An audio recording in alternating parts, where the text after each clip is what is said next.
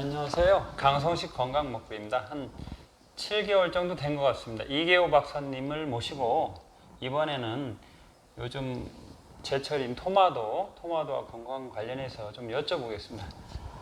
박사님, 오래간만입니다. 인사 좀 한번 네, 부탁드립니다. 그래요. 오랜만에 여러분 만나 뵈서 대단히 반갑습니다. 코로나로 어수선하고 더운 날씨에 잘 계시리라고 생각합니다. 네, 만나서 반갑습니다. 네, 그러면 요즘 뭐 수박도 좀 나오긴 하지만 그래도 토마토가 인기리에 많이 이렇게 사람들이 섭취도 하고 농민들도 좀 재배를 하고 텃밭에서 쉽게 재배를 하는데요. 토마토 관련해서 어떻게 유용하게 뭐 정보도 좀 주시고 건강 관련해서 좀 전해주면 좋겠습니다. 네, 그래요. 올해 저희들도 요 텃밭에 방울토마토를 5주를 심었는데 아주 맛있게 풍성하게 원래 잘 열렸어요. 그래서 아마 올해는 어디나 다 이렇게 맛있는 토마토가 많이 생산되었으리라고 생각하는데요.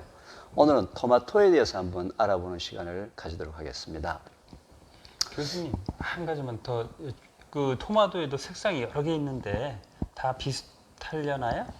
뭐 노란 토마토도 있고 뭐 흑색 토마토도 있고. 예, 물론 뭐 여러 가지 색깔의 토마토가 있는데 그래도 오늘은 먼저 빨간 색깔, 우리가 흔히 알고 있는 빨간 색깔 토마토에 대해서 한번 얘기를 나눠보도록 하겠습니다. 자, 우선 내가 우리 강성식 씨한테 내가 질문 한번 해볼게요. 토마토 색깔이 왜 빨간 색깔인지 아세요?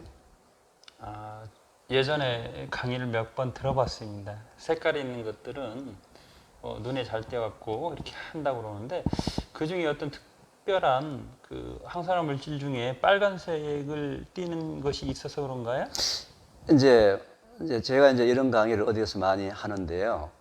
어떤 시민 강좌에 가서 제가 토마토 색깔이 빨간 색깔인지 혹시 아시냐고 하니까 아무도 대답을 못 하는데 연세가 한 80 넘으신 할머니 한 분이 손을 번쩍 들더니 토마토 색깔이 빨간 이유가 부끄러워서 그렇다고. 아, 그래? 그래서 한참 이제 그 할머니 때문에 웃었는데요. 토마토 색깔이 빨간 색깔인 이유가 토마토 속에는 너무너무 중요한 성분이 포함되어 있는데 혹시 토마토 색깔을 허옇게 눈에 안 띄게 두면은 사람들이 안 먹을까 싶어서 걱정이 되어서 강조하느라고 빨간색입니까? 빨간색을 만들어 놓은 거예요.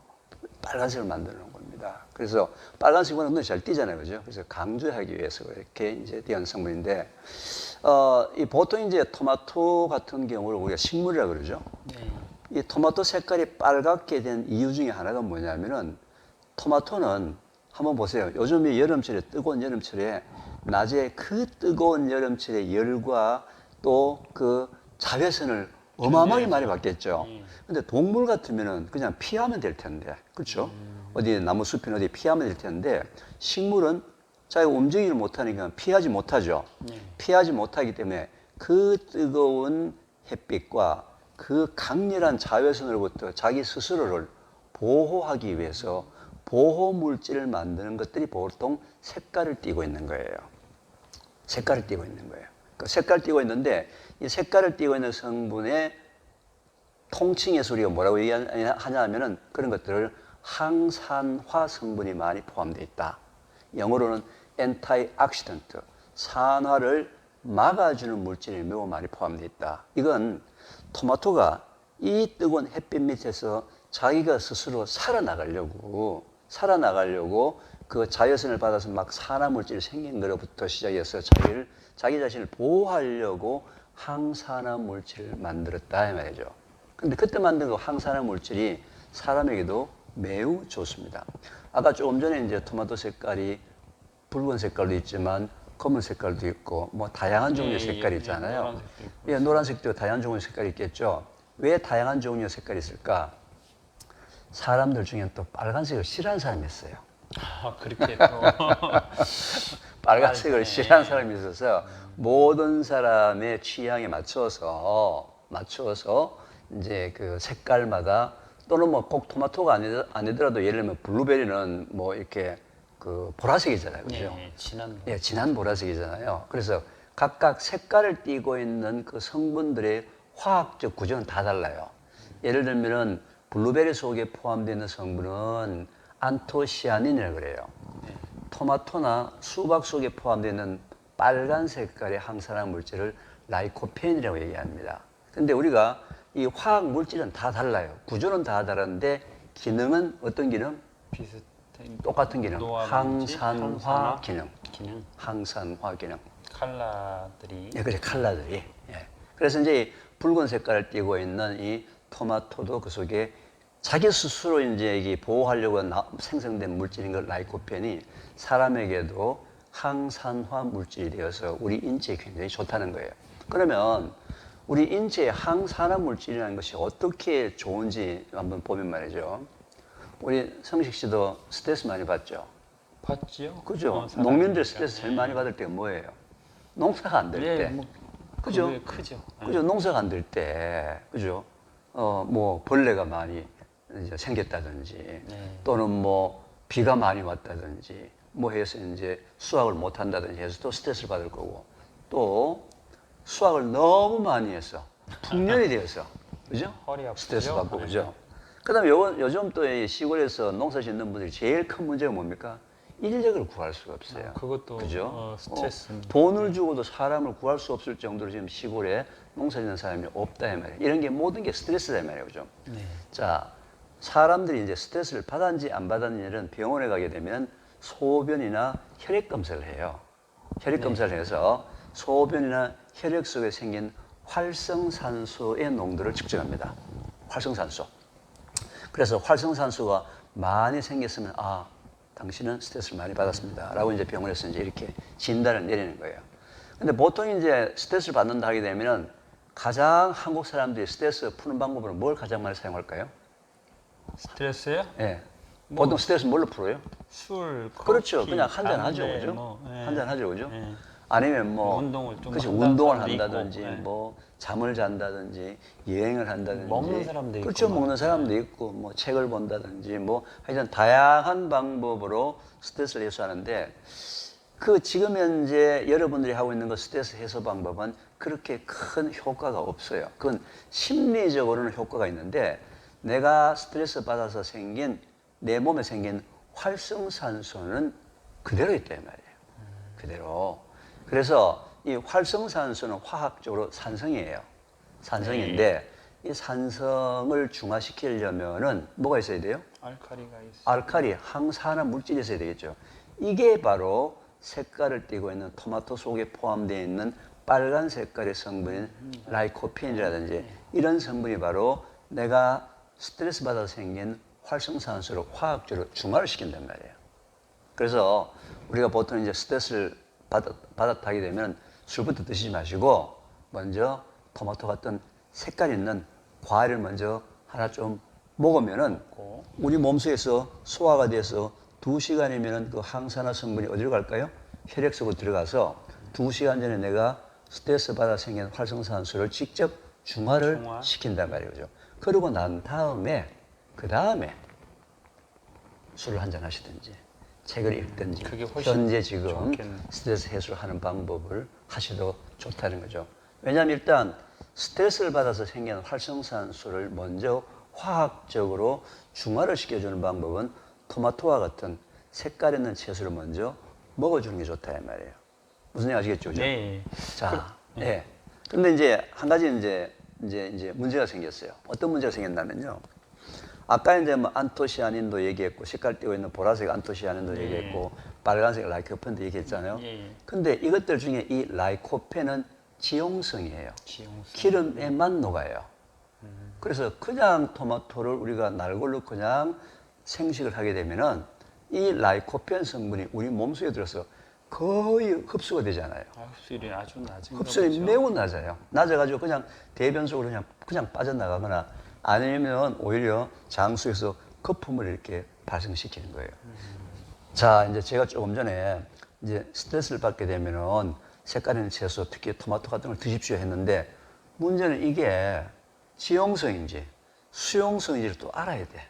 그죠? 그러네요. 예. 그런데 이제 이걸 보면은 원래 토마토는 유럽 특히 이태리 사람들이나 지중해 있는 사람들이 굉장히 많이 먹었죠. 네. 그 사람들이 토마토를 먹을 때 항상 무엇하고 같이 먹는지 아세요? 뭐 기름기 있는 뭐 그렇죠. 과일이나 뭐 아니 올리브 오일. 올리브 오일. 올리브 오일하고 토마토를 항상 같이 먹는단 말이에요. 그죠? 왜냐하면 뭔가 그게 알았네. 그렇죠. 왜냐하면 토마토 속에는 라이코펜 성분이 지용성이기 때문에 기름하고 같이 먹었을 때만 소화가 잘 되고 흡수가 잘 일어난다는 사실을 안 거죠. 자, 이제는 그러면은 여러분들이 이제 토마토를 먹거나 또는 방울토마토를 먹을 때 그냥 먹지 말고, 그죠? 이제 기름하고 같이 먹어야 된다는 거죠. 자, 이제 또 문제가 하나 생겼어요. 자, 오늘 제 강의를 듣고서는 이제, 토마토 속에 포함되어 있는 라이코펜이 지용성이기 때문에 네. 기름하고 같이 먹어야 된다 해서 손님이 왔는데 방울토마토 내놓고 또는 토마토를 이렇게 슬라이스 해가지고 조각 내가지고 포크 넣고서 옆에 참기름이나 들기름 찍어 먹으라고 내놓으면 손님이 뭐라 그럴까요? 뭐 그렇게 잘 안 먹잖아요, 일반적으로. 이상하다고 그러겠지. 네. 그죠? 토마토를 설탕 찍어 먹고 소금 찍어 먹는 것까지는 들어봤는데 어느 누가 참기름 찍어 먹고 들기름 찍어 먹는 얘기를 들어본 적이 없잖아요. 그죠? 네. 예. 이때는 바로 이제 지혜가 필요합니다. 어떤 지혜가 필요하냐면 토마토를 먹을 때 그냥 먹지 마시고 항상 호두, 호두. 자, 기름기 많죠. 아몬드, 땅콩 같은 견과류 한쪽을 같이 먹는 거예요. 아몬드에도 그렇죠. 지용성이 예, 좀 있는가 예. 봐요. 모든 견과류에는 지방이 많이 포함되어 있거든요. 기름기가 네. 많이 포함되어 있잖아요. 그죠? 왜 아몬드 같은 거에도 기름을 짜잖아요. 그죠? 그래서 견과류 속에 포함되는 그 지방을 분해하려고 우리 몸에서 지방 분해 요소가 왕창 나와가지고 그 칼라푸드 속에 포함되어 있는 지용성 항산화 성분을 100% 흡수한다 이 말이죠. 그래서 이제는 앞으로 토마토를 먹을 때 항상 뭐하고 같이 먹는다? 한두 쪽에 견과류를, 그죠? 땅콩, 아몬드, 호두, 잣 같은 이런 견과류를 한쪽 같이 먹게 되면은 내가 네. 먹으려고 훨씬 하던 그 좋겠네. 토마토 속에 포함되는 모든 지용성 성분, 이게 지용성이냐 수용성이냐 이럴 필요가 없잖아요, 그죠? 네. 이럴 경우에 전부 다 자기 몸에 흡수할 수 있다는 거죠. 자, 또 이제 지혜가 필요한 때가 있어요. 왜냐하면 이제 우리가 이제 자동차 같은 걸 이렇게 몰고 가다가 네. 누가 같이 새치기를 하게 되면 스트레스 팍 받죠. 그렇죠. 좀 화가 나죠, 그렇죠. 그죠? 네. 굉장히 화가 났어요. 그럼 화가 났다는 얘기는 벌써 내 몸속에 뭐가 생겼어요? 활성산소가 생겼잖아요. 근데 주위에 보니까 칼라푸드가 없어. 이럴 때 응급용으로 비상적으로 갖고 다니는 것이 바로 비타민 C입니다. 비타민 C. 예, 비타민 C도 아주 강력한 항산화 물질이기 때문에 비타민 C를 응급으로 갖고 다니다가 주위에 칼라푸드가 없으면 비타민 C라도 먹으면 좋다. 그죠? 그런데 이제 그 비타민 C는 이게 열에 많이 노출되게 되면 또 차에 이렇게 두게 되면 뜨거운 날 열에 노출되게 되면 이게 산화가 되어가지고 누렇게 되어요. 그래서 비타민 C는 항상 흰 색깔의 비타민 C를 사서 먹을 때는 항상 이게 누렇게 산화가 됐는지 안 됐는지를 확인하고 흰 색깔의 비타민 C를 꼭 응급으로는 갖고 다니셔도 좋습니다. 그리고 토마토 보통 익혀서 많이 먹잖아요. 그리고 껍질을 이렇게 벗겨서 먹기도 해요. 살짝 데쳐서. 그런 것들은 어떨까요? 결국 이제 익혀서 먹는다는 것은 생식과 화식의 차이예요. 네. 하여튼 열을 가하게 되면 무조건 소화가 흡수율이 높아져요. 왜냐하면 세포벽이 많이 파괴가 되기 때문에. 그래서 열을 가한다게 되면 항상 소화 흡수율이 높아지고 맛이 좀 더 좋아지는 대신에 원래 있던 영양 성분은 좀 파괴가 되겠죠. 그래서 서로 장단점이 있기 때문에 각자 자기에 맞는 자기가 음식을 먹었을 때 소화가 잘 안 되는 사람들은 약간 익히고 또 껍질 소화가 잘 안 되거든요. 껍질을 벗긴다든지 이렇게 하고 소화력에 문제가 없는 사람은 그냥 먹어도 좋습니다. 저 같은 경우는 이렇게 뭐 토마토를 한 7, 8가지를 심어서 이렇게 자가 소비를 하는데요. 가끔 이렇게 큰 토마토 넣고 완숙 토마토나 방울 토마토 넣고 밥할 때 같이 넣어서 먹기도 해요. 그렇죠. 뭐 먹는 방법은 다양하게 먹는 게 좋아요. 항상 토마토는 완숙 토마토를 드시는 게 좋고요. 익지 않은 아주 푸른 녹색의 토마토는 드시면 그 속에 독소가 있기 때문에 그건 많이 드시는 것은 좋지 않고 익지 않은 가급적이면 익은 거, 그죠? 숙성된 거, 익은 걸 드셔야지만 지금 내가 얘기했던 걸 항산화 물질들이 굉장히 많이 포함되어 있다는 거죠. 이건 또 이제 개인적인 질문인데요. 예. 우리 이저 방송을 보고 계시는 시청자분들이나 또는 강성식 씨 같은 경우에 부부싸움 하세요? 하지요. 그렇지. 많이는 안 부부싸움, 아니 글쎄. 예. 부부싸움 안 하는 사람 누가 네, 있습니까? 하죠. 그죠? 예. 이제는 부부싸움을 할 때도 좀 지혜스럽게 하셔야 돼요. 왜냐하면은 남편과 아내가 부부싸움을 했어. 본의 아니게. 그러면 남편과 아내의 몸속에 뭐가 생겼어요? 활성산소가 생겼어요. 그죠? 활성산소가 생겼다고. 그죠? 네. 자, 이제는 오늘 이 강의를 들으신 분들은 이제는 집에서 부부싸움을 하고 난 다음에는 좀 싫더라도 부부싸움 딱 끝나자마자 토마토 2~3개씩 꼭 나눠 드시기 바랍니다. 그죠? 알겠습니다. 왜냐하면 부부싸움 해가지고 활성산소 생긴 거는 서로 해소를 해야 될 거 아니야. 네. 그죠? 아무리 밉더라도 네. 좀 심하게 싸웠으면 몇 개를 더 먹어야 돼요. 왜? 심하게 싸우면 더 많이. 활성산소가 더 많이 생겼으니까. 그죠? 네. 그래서 항상 부부싸움을 하고 난 다음에 끝나고 난 다음에 뭘 어떻게 한다? 토마토와 같은 칼라푸드를 먹는다. 나눠 먹는다. 좀 마음에 안 들지만. 그죠? 왜? 네. 부부싸움 한 번 하고 뭐 이혼할 거 아니잖아요. 그죠? 그러니까 각자 남편과 아내의 몸속에 생긴 활성산소는 제거를 해줘야 되겠죠. 네. 근데 가장 좋은 방법은요. 부부싸움 하기 전에 미리 먹고 싸우는 거예요. 안 싸우면 더 좋고. 물론 안 싸우면 더 네. 좋고 미리 먹고 싸우는 게 더 좋아요.